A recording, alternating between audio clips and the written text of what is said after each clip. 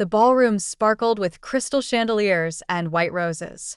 Every detail was perfect for my cousin Emma's wedding. 300 guests mingled during cocktail hour, their designer gowns and tailored tuxedos creating a sea of understated wealth and social prominence. I stood near the bar in my simple navy dress, department store, not designer, watching my family work the room like the social professionals they were.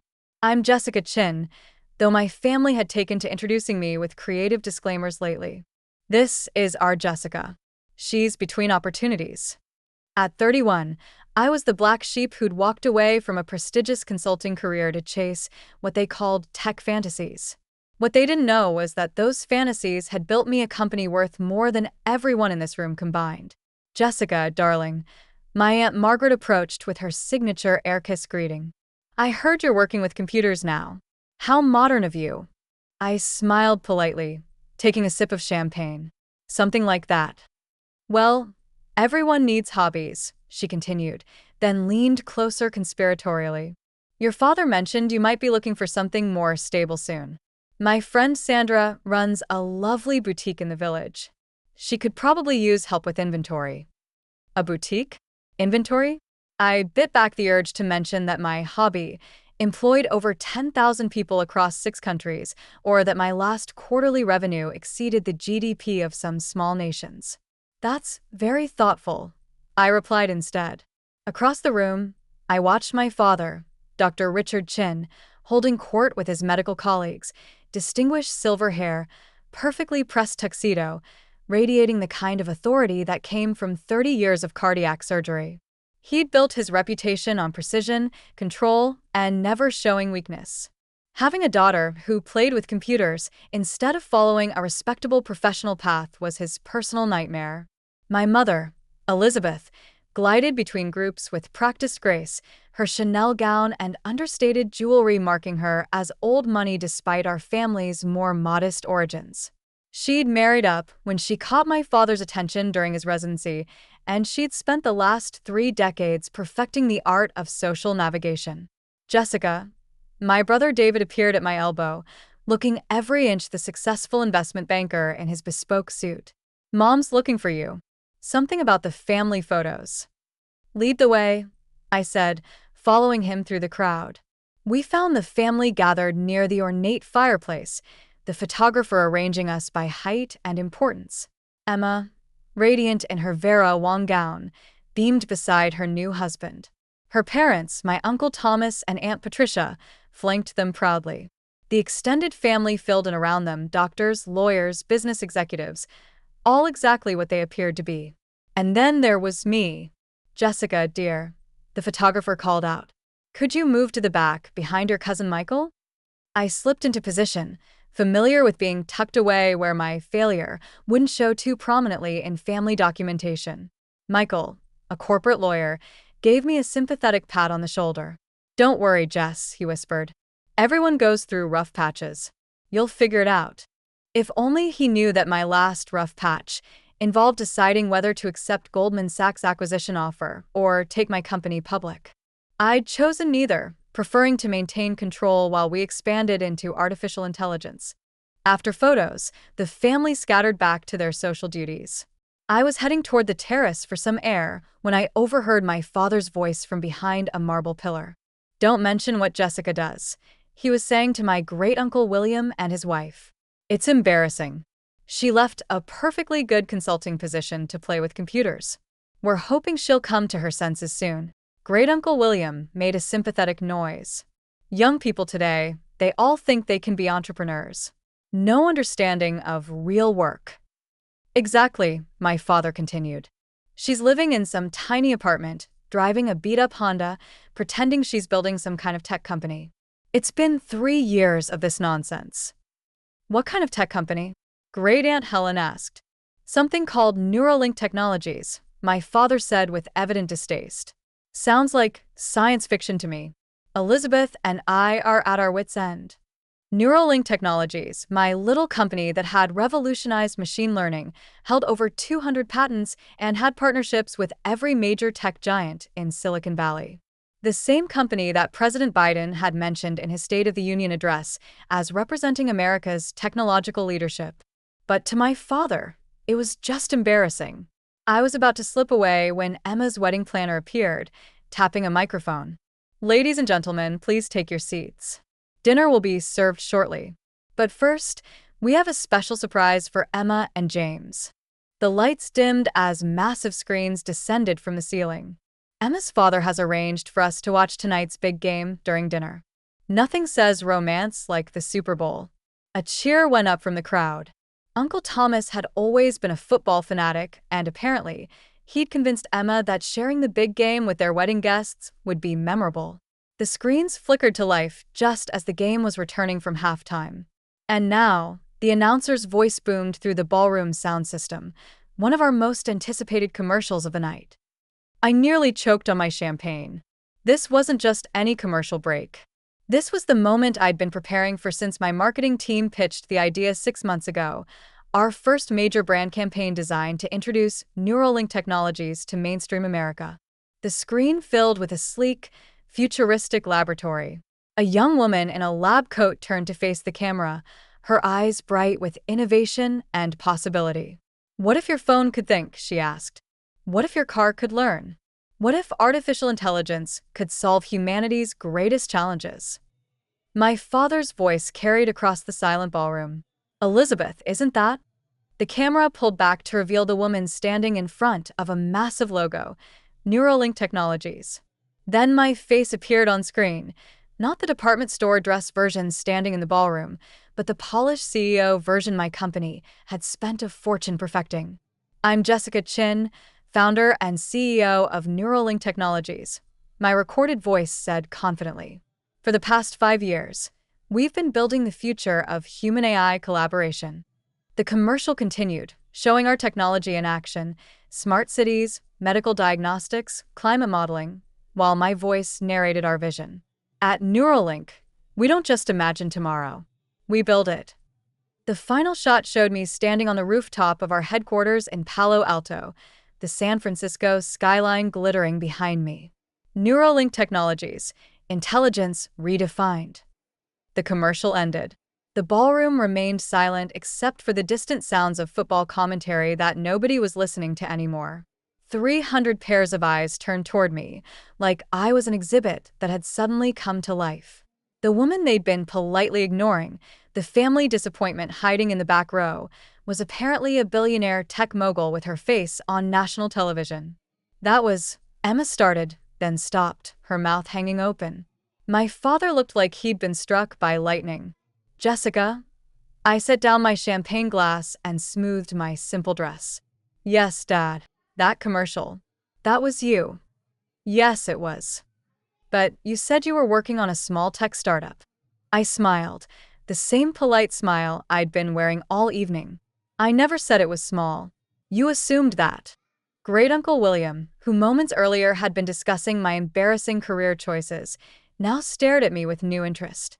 "Neuralink Technologies. I've heard that name. Aren't you the company that just partnered with NASA?" "Among others," I confirmed. "We're providing AI systems for the Mars mission planning. Should be announced officially next week." Aunt Margaret, who'd suggested I work retail inventory, fumbled for her phone. "I need to Google something," she muttered, then looked up with wide eyes. "Forbes says you're worth," she trailed off. "12 billion approximately," I replied. "The valuation fluctuates with market conditions." The silence stretched until David finally found his voice. 12 billion. "Jessica, that makes you the richest person in this room."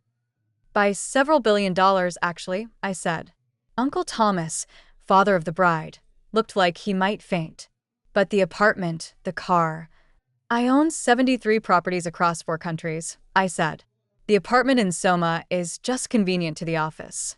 And the Honda has great safety ratings. When you're worth 12 billion, you can drive whatever makes you happy." My mother had gone completely pale. "Jessica, why didn't you tell us?" "Tell you what, Mom? That I was successful? When was I supposed to do that? During the lectures about abandoning my consulting career? The suggestions that I get a real job? The family gatherings where you introduced me as your daughter, who was finding herself?" The wedding guests had formed a semicircle around us, creating an impromptu amphitheater for our family drama. Emma's perfect wedding had become the Jessica Chin revelation show. "We thought you were struggling," my father said weakly. I was struggling, I agreed. Struggling to build revolutionary technology, while my own family acted like I was unemployed. Struggling to maintain relationships with people who saw my life's work as a phase I'd grow out of. I pulled out my phone. Opening my notes app, "Would you like to see my schedule for next week?" Monday, keynote at the World Economic Forum. Tuesday, Senate hearing on AI regulation where I'm the primary witness. Wednesday, meeting with the Secretary of Defense about national security applications. Thursday, lunch with the President's science advisor. Friday, I'm delivering the graduation address at MIT. Each item on the list hit my family like a physical blow. These weren't just business meetings, they were the kind of high-level engagements that made headlines. "The President's science advisor," David repeated numbly. "Dr. Patricia Williams," I said. "We've been collaborating on the National AI Initiative. She actually suggested I run for Congress next year. Said the country needs more tech leaders in government." Cousin Michael, who'd earlier offered me career sympathy, was scrolling frantically through his phone. "There's an article here from last month. The most powerful women in tech. You're number 3, behind only the CEOs of Apple and Microsoft." "Number 2, actually," I corrected. The rankings were updated after our partnership with Google was announced. Great Aunt Helen grabbed her husband's arm. "William, remember that technology stock you said we should invest in? The one your broker recommended? Neuralink." He looked sick. "We bought 100 shares at $12 each. Said it was speculative but promising." I smiled. "It closed yesterday at $847 per share. Your 100 shares are worth about $85,000 now." His eyes bulged. We made $85,000? "You invested in my company without knowing it," I confirmed. "Happens more often than you'd think. About 60% of Fortune 500 companies use our AI systems in some capacity." The football game played on, forgotten, while my family processed their new reality. The commercial had been scheduled to air during the Super Bowl because our marketing team wanted maximum impact for our brand launch. They probably hadn't anticipated it would also launch me out of family obscurity and into legendary status. Emma finally found her voice. "Jessica, this is incredible. Why didn't you tell us you were building something this big?" I looked at my cousin, beautiful and radiant in her wedding dress, and felt a familiar pang of sadness. "Because none of you asked, Emma. In 3 years, not one person in this family asked me to explain what I was actually building. You just assumed I was failing because my version of success didn't look like yours." "But we could have supported you," my mother protested. "We could have been proud of you." "You could have," I agreed. "Instead, you spent 3 years being embarrassed by me. Dad literally just told Uncle William not to mention what I do, because it's embarrassing." My father's face crumpled. "Jessica, I didn't understand." "You didn't try to understand," I said gently but firmly.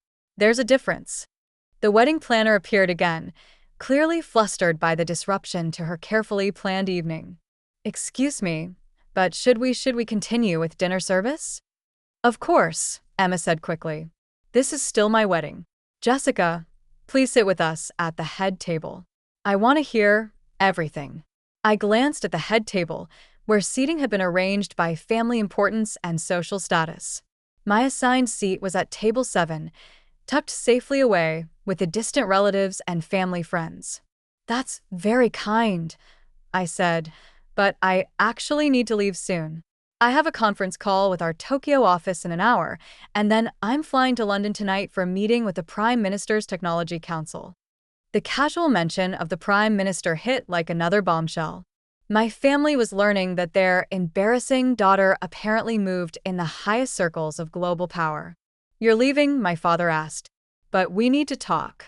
I need to apologize, to understand." I studied his face, seeing genuine remorse for perhaps the first time in years. "We can talk, Dad, but it needs to be different than before. No more assumptions about what I should be doing with my life. No more suggestions that I get a real job. And definitely no more hiding me from relatives because my career choices embarrass you." He nodded quickly. Yes, of course. Whatever you want. What I want, I said, is what I've always wanted. A family that supports each other's dreams instead of judging them. A family that asks questions instead of making assumptions. A family that celebrates different kinds of success instead of only recognizing one narrow path. My phone buzzed with a text from my assistant. Car is waiting. Tokyo call in 45 minutes.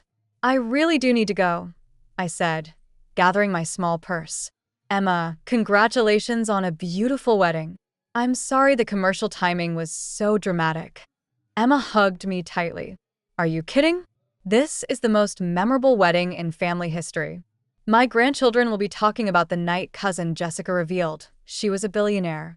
As I headed toward the exit, my family followed like a confused entourage. They seemed unable to process that the person they'd been treating as a charity case was now walking away to conduct international business. Jessica, my mother called out, "When can we see you again? When can we really talk?" I paused at the ballroom entrance. I'll be back from London next Thursday. We could have dinner if you'd like. But Mom, I want you to understand something. I'm the same person I was an hour ago. The only thing that's changed is your perception of my worth. She nodded, tears forming in her eyes. I understand. And Jessica, I'm proud of you. I should have said that years ago. For the first time that evening, my smile was completely genuine. Thank you, Mom. That means everything to me. As I walked through the hotel lobby toward my waiting car, I could hear the buzz of conversation resuming in the ballroom. By tomorrow, the story would be family legend, the wedding where Jessica Chin went from embarrassment to tech royalty in the span of a 60-second commercial. My driver held the door open. Airport, Miss Chin? Yes, please. And Marcus, could you put on the radio? I'd like to hear if they're discussing the commercial on the post-game show. As we pulled into traffic, the radio host's voice filled the car. That Neuralink Technologies spot was definitely one of tonight's most impressive ads. The company stock is already up 12% in after-hours trading. I smiled, settling back in my seat. Sometimes the best revenge isn't proving people wrong. It's succeeding so spectacularly that your success becomes impossible to ignore. My phone showed 17 missed calls from family members and 43 text messages. I'd read them on the plane. Right now, I had a conference call with Tokyo, where my team was finalizing our expansion into quantum computing. The family who'd spent 3 years being embarrassed by my career would just have to wait. After all, I had a $12 billion empire to run. 3 weeks later, I sat in my corner office on the 42nd floor of Neuralink Tower, reading the morning's press coverage. The wedding commercial had generated more media attention than our marketing team had ever imagined. We'd been featured on the cover of Time magazine, profiled in Harvard Business Review, and I'd just finished a lengthy interview with 60 Minutes about the future of artificial intelligence. My assistant knocked on the door. Miss Chin, your father is here for your lunch appointment. Send him in, please. My father entered, looking smaller somehow in his simple business suit. Gone was the commanding presence I'd grown up intimidated by. In its place was a man genuinely humbled by his own misconceptions. Jessica, he said, taking the chair across from my desk. Thank you for agreeing to see me. Of course, Dad. You're my father. He looked around the office, taking in the panoramic city views, the awards lining the walls, the multiple monitors displaying real-time data from our global operations. I've been doing research, he said finally, about your company, about what you've built. Jessica, I had no idea the scope of what you've accomplished. I tried to tell you, I said gently, multiple times. But you were so focused on what you thought I should be doing that you never listened to what I was actually doing. He nodded, looking down at his hands. The cardiac surgery field is very traditional. Success looks a certain way. Medical school, residency, fellowship, hospital position, private practice. I couldn't understand how someone could build something meaningful outside that structure. But I did build something meaningful. We're not just making money, Dad. We're solving problems that matter. Our medical AI has already diagnosed diseases that human doctors missed. Our climate modeling is helping prevent natural disasters. Our transportation systems are making cities safer and more efficient. I know, he said. I spent last week reading every article I could find about Neuralink. Your work on early cancer detection, Jessica, that's going to save millions of lives. For the first time in years, I heard genuine pride in his voice. That's what I've been trying to tell you.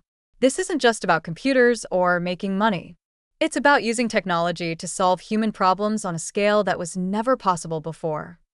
We sat in comfortable silence for a moment, watching the city bustling below us.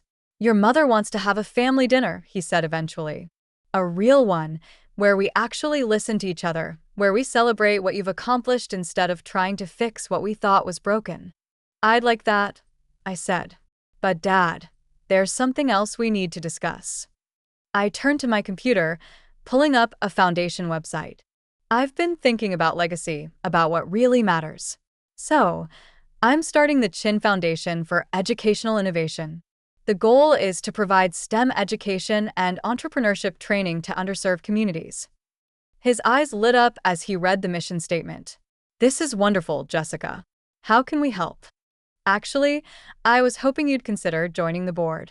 Your medical background would be invaluable for our healthcare innovation initiatives, and Mom's experience with nonprofit management could help us structure our educational programs. You want us involved? I want my family involved in something meaningful. Not because you're trying to fix me, but because we can accomplish more together than apart. My phone chimed with a reminder. I have to go soon. Meeting with the Joint Chiefs about cybersecurity. But Dad, there's one more thing. I reached into my desk drawer and pulled out a framed photo. It was from my college graduation, the day I'd announced my intention to start a tech company. In the picture, my father was shaking his head, while my mother looked worried. I was smiling, completely confident in my vision despite their disapproval.